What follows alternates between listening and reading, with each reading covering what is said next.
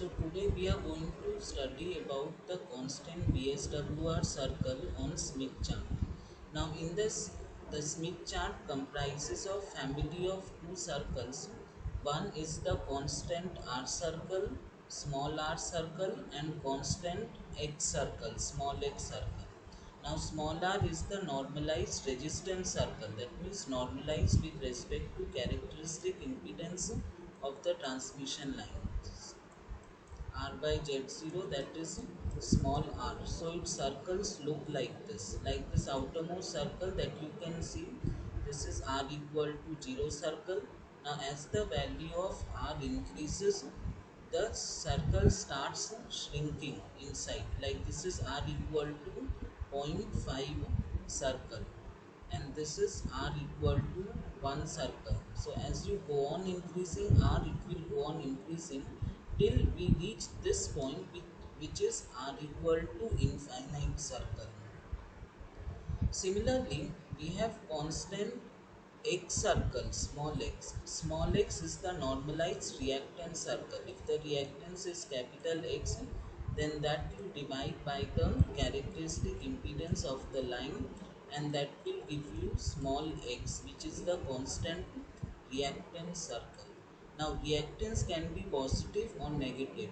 The upper half of Smith chart is positive x, like this is x equal to 1, whereas the lower half of Smith chart is negative x, that means capacitive reactance, plus positive x means inductive reactance, and negative x means capacitive reactance. So this center line is corresponds to x equal to 0. Now as we go on increasing the value of x, the curve keeps going down and down. Like this is x minus 1, and this line is x equal to plus 1. Similarly, if you take 2, x equal to 2, then that is, this one is x equal to plus 2. This one will be x equal to plus 2, whereas this line becomes x equal to minus 2, x equal to minus 2. Now in this way. Now this Smith chart is an impedance, normalized impedance circles. This Smith chart is plotted on the reflection coefficient, real part and imaginary part of reflection coefficient. So if we see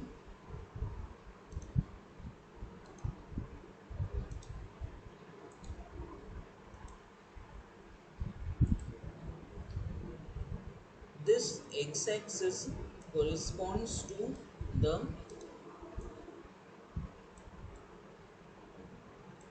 real part of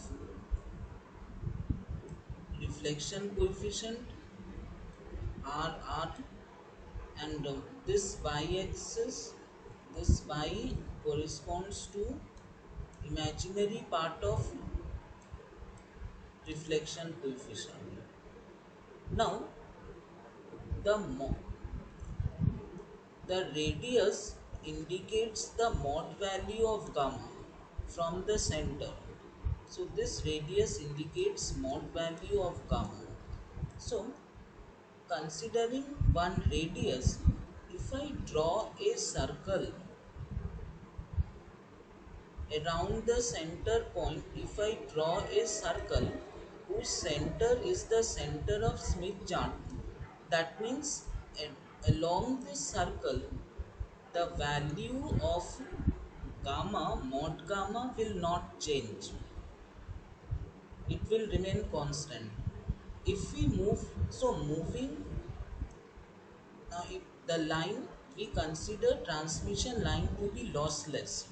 Now for lossless case, moving on this circle is equivalent to, if we move like this clockwise, it is equivalent to traveling on a transmission line from load end to source end.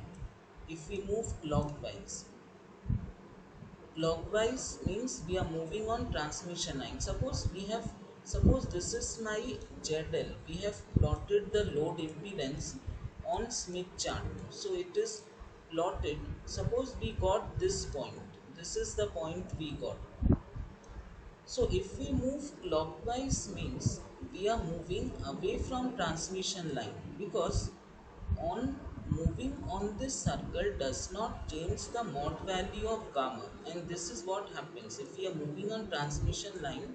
Mod gamma remains the same. Mod gamma at any point on transmission line is same as the reflection coefficient at the load end. That means mod value of gamma does not change if we consider the line to be lossless. If it is lossy, it will change. But Smith chart is built on lossless transmission line. So clockwise movement is away from load and we are moving on this circle. Now what is VSWR? VSWR is defined as 1 plus mod gamma 1 plus mod gamma divided by 1 minus mod gamma. This is VSWR. Now since the mod gamma does not change if we move on this circle, this red circle, we can say that we are moving on constant VSWR circle. Now when we are moving on along a transmission line, we encounter impedance. The input impedance varies periodically along transmission line, encountering minimum value of impedance Z min, Z min and Z max. So as we travel along transmission line from load end to source end, the impedance will periodically vary from Z max to Z min. Now this can be demonstrated on Smith chart also. If we move clockwise, we will encounter Z max and Z min. Now Z max and Z min is a pure number.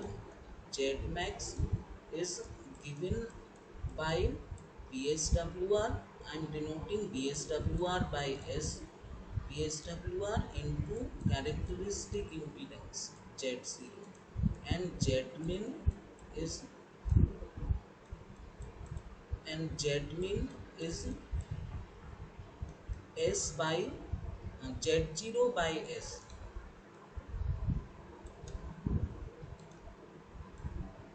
It is Z0 by S. S is the VSWR. And if I take normalized Z, small z max means normalized. That means Z max divided by Z0. So it is only S.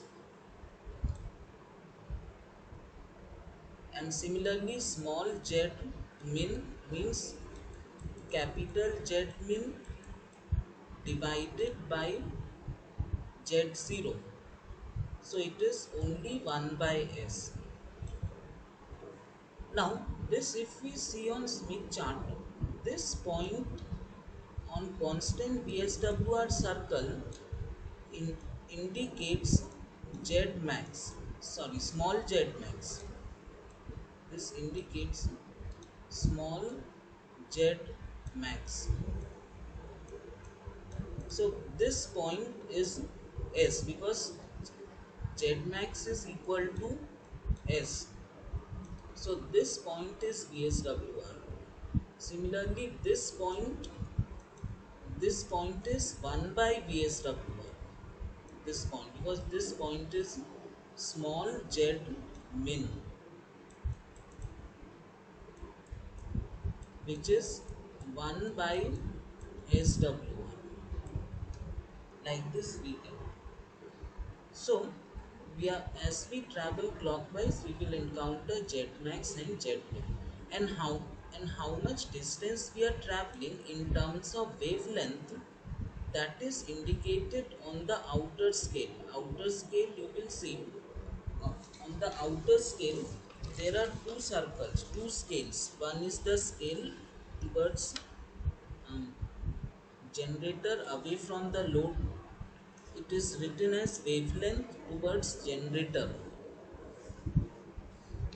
It is written wavelength towards generator.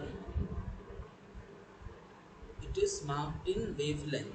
So it starts with 0 from here. At this point it is 0, and then it is marked in wavelength. Say 0, then 0.04 lambda, 0.05 lambda, like this it is marked. So this is the idea behind constant VSWR circuit.